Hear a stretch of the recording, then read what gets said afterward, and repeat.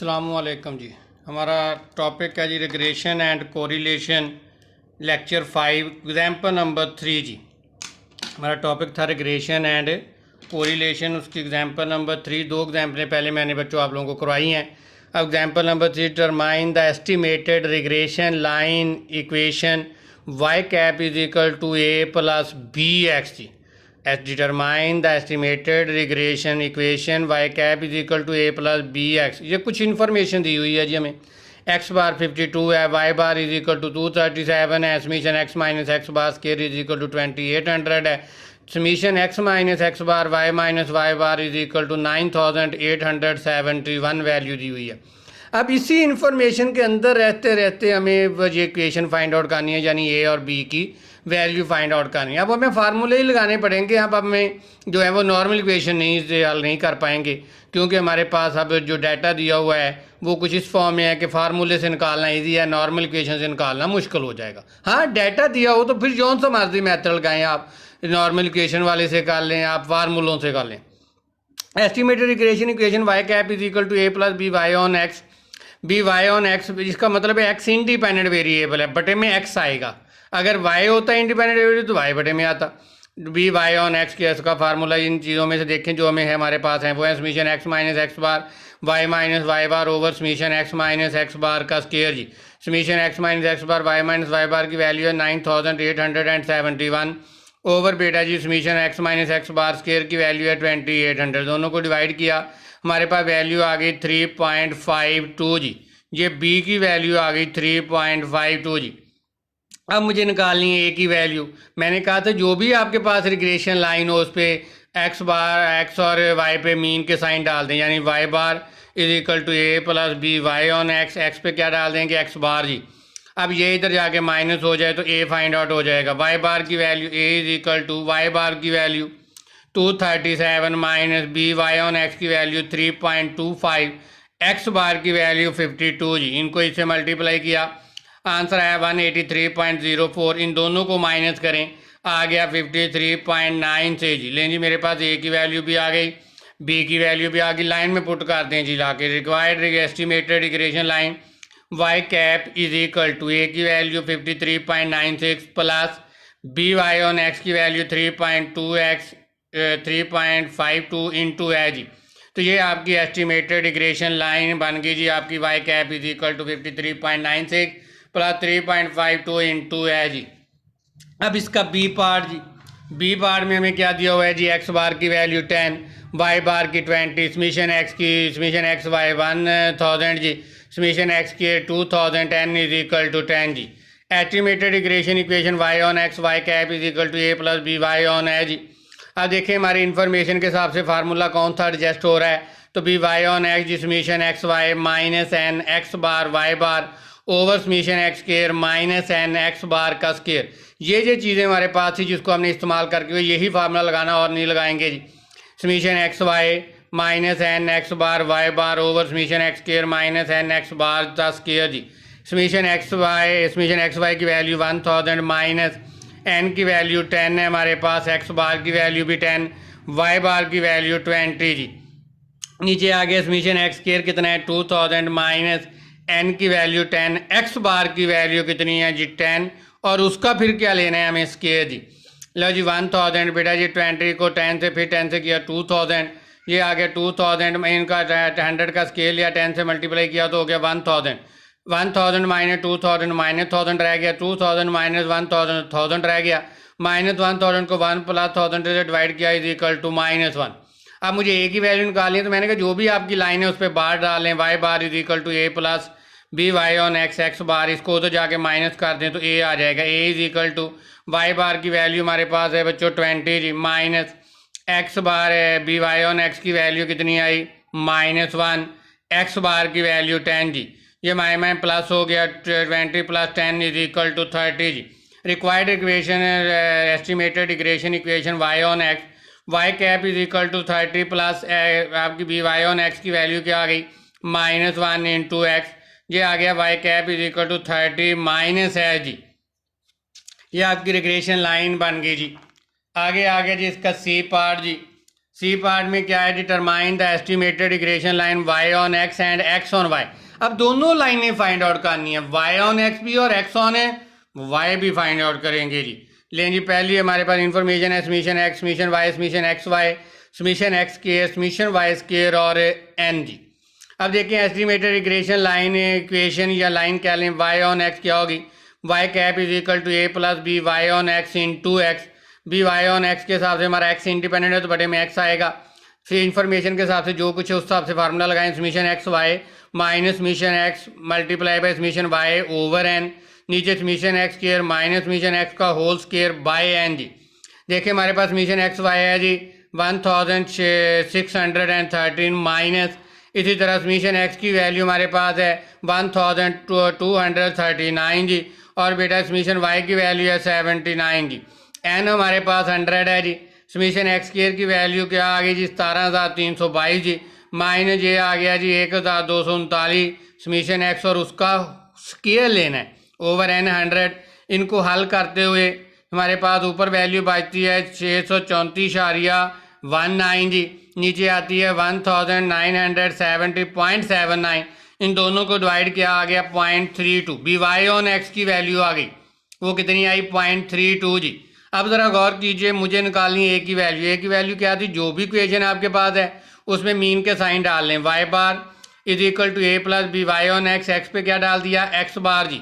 डालने के बाद इसको तो जाके माइनस कर दिया। वाई बार की वैल्यू क्या थी हमारे पास, वाई बार निकाला हमने खुद से, वाई बार होता है summation Y over N, summation Y की वैल्यू 79, एन मीन 100.79 जी। लो जी वाई बार की वैल्यू आ गई 0.79 जी, minus B Y on X की वैल्यू 0.32 जी।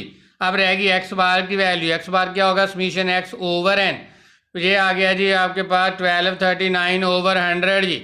दोनों को डिवाइड किया आ गया 12.39 जी। ये वैल्यू एक्स बार की पुट होगी, इनको मल्टीप्लाई किया, इसमें से माइनस किया, वैल्यू आई माइनस 3.17 जी। लें जी ए की वैल्यू भी आ गई और बी वाई ऑन एक्स की भी आ गई। जहाँ पे लाके पुट करें आपकी इक्वेशन बन गई Y cap is equal to A की जगह आ गया माइनस 3.17 प्लस बी की वैल्यू क्या है जी 0.32 इंटू साथ क्या आ गया उसके एक्स। लो जी आपकी regression line Y on X बन गई जी। अब दूसरी लाइन हमने क्या निकालनी है, X on Y. Estimated regression line equation X on Y वो क्या होगी, X cap is equal to C plus B X on Y. वहाँ पे क्या लिखा था बी वाई ऑन एक्स, यहाँ पे ये एक्स ऑन वाई है तो B X on Y into Y, यहाँ पे वाई इंडिपेंडेंट वेरिएबल है। अगर वाई इंडिपेंडेंट है तो बटे में वाई वाई आएगा। Summation Y on X summation X Y minus summation X summation Y over N, ऊपर वाला हिस्सा वही रहना है। नीचे अगर एक्स इंडिपेंडेंट है तो एक्स आएगा, वाई इंडिपेंडेंट है तो वाई आएगा जी। ये गलत लिखो गया जी, ये आएगा समीशन एक्स ऑन वाई जी, समीशन एक्स ऑन वाई जी।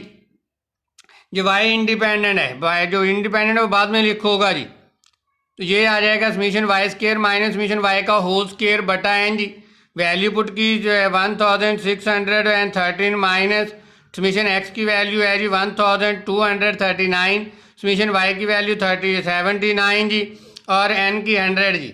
समीशन वाई स्क्वायर की वैल्यू है हमारे पास 293 माइनस समीशन वाई की वैल्यू 79 और उसका फिर स्क्वायर लेंगे ओवर 100 जी। इनको हल किया तो ऊपर आ गया 634.19, नीचे आ गया 230.59 जी। दोनों को डिवाइड किया तो बी एक्स ऑन वाई जी, बी एक्स ऑन वाई क्या फाइंड आउट हो गया, बी एक्स ऑन वाई आ जाएगा इन दोनों को डिवाइड करके 2.75 जी। लें जी अब वैल्यू आल्सो नो, हमने अब क्या निकालनी है सी की वैल्यू। अब इस पे मीन के साइन डाल दें, एक्स पे एक्स बार डाल दें, वाई पे वाई बार डाल दें। ये आ जाएगा X bar is equal to C plus B Y on X into Y bar.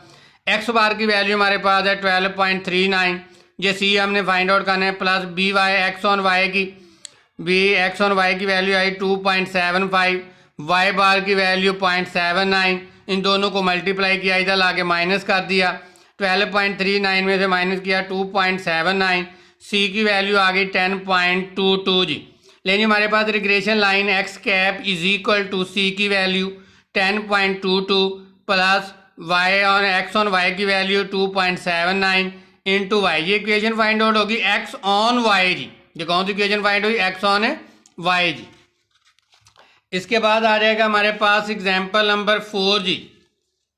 Example number 4 को ज़रा गौर से सुनिएगा, क्या कह रहा है जी। Marks in the mid term, marks in the mid term exam predict marks in the final exam जी।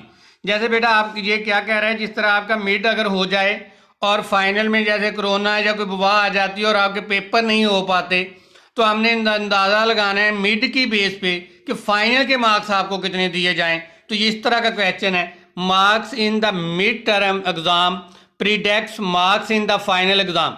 हमने मिड टर्म की बेस पे प्रिडिक्ट करना है, अंदाज़ा लगाना है कि इनका फाइनल एग्जाम का जी मार्क्स कितने दिए जाएं आपको। The regression constant is 40। ये रिग्रेशन कांस्टेंट इसने 40 दिया हुआ है। रिग्रेशन कॉफिशिएंट, रिग्रेशन कांस्टेंट यहाँ पे वाई इंटरसेप्ट कहते हैं, ये वो वैल्यू है जो उसने मिड के मार्क्स थे। फॉर एग्जाम्पल अगर उस टीचर ने 40 नंबर का पेपर बनाया तो ये 40 वो है। अभी आपने मार्क्स नहीं उसमें से लिए, वो जितने मार्क्स का बनाना चाहता है वो 20 का बनाएगा तो ये 20 हो जाएगा। वो 40 मार्क्स का बनाया तो 40 हो जाएगा। उसने जो पेपर बनाया वो 40 मार्क्स का बनाया तो वो आपका रिग्रेशन कांस्टेंट हो गया 40। एंड रिग्रेशन कॉफिशिएंट इज 1.5 और रिग्रेशन कॉफिशिएंट जो है वो 1.5। अच्छा, रिग्रेशन कॉफिशिएंट कैसे बनेगा वो ज़रा गौर से सुन लीजिए। रिग्रेशन कॉफिशिएंट बनाने के लिए मुझे पहले ये पता होना चाहिए कि मेरे टोटल मार्क्स देने कितने हैं मैंने। अच्छा, 40 अगर आपके मिड के मार्क्स हैं तो 60 अगर आपको फाइनल में दूं तो 40 + 60 इज इक्वल टू 100 बनता है जी। ठीक है, अब प्रॉब्लम ये है कि मैंने बी कैसे निकालना है। बी कैसे निकला होगा जरा ये सुन लें। बी इज इक्वल टू आपके पास जो रिग्रेशन कॉफिशिएंट है, आपने कितने मार्क्स अभी देने हैं और 60 मार्क्स देने हैं जी। तो आप अपने मिड टर्म और फाइनल टर्म की रेशो लेंगे। मिड टर्म के मार्क्स 40 हैं, अब आपने जितने में से देने हैं वो सॉरी आपने फाइनल मार्क्स कितने में से देने हैं 60 में थे, और आपके पास मिड के मार्क्स कितने थे 40, दोनों को डिवाइड कर लें, आपके पास रिग्रेशन कॉफिशिएंट खुद ब खुद निकल आएगा जी। दोबारा सुन लें, आपने 40 मार्क्स का पेपर तो मिड में ले लिया है, अब आप फाइनल में लेना चाह रहे हैं 60 और का। अब आपके जो वो बी कैसे निकालना है, आपने जितने मार्क्स में थे उसको मार्क्स कितने मार्क्स और पेपर लेना है 60 का बटा जितने का आप पहले ले चुके हैं यानी 40 का। मिड टर्म का जितने का लिया 40, 60 डिविजिबल बाय 40, 1.5 आपकी वैल्यू आ गई जी। तो ये आपका रिग्रेशन कॉफिशिएंट दिया हुआ है। Write the linear regression model जी, हमने लीनियर रिग्रेशन मॉडल लिखा। Linear regression model Y cap is equal to A plus B X, Y cap is equal to A की वैल्यू 40, बी की 1.5 इंटू है जी। ये आपका अपना लीनियर रिग्रेशन मॉडल लिखो गया।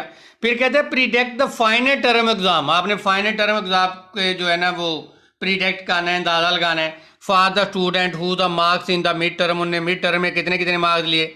एक पहले स्टूडेंट ने 13 मार्क्स लिए, कितने में थे 40 में से जी। अब यहाँ पे आपने रिग्रेशन लाइन में पुट क्या करना है, एक्स इज इक्वल टू 13 जी। यहाँ पे 13 पुट किया।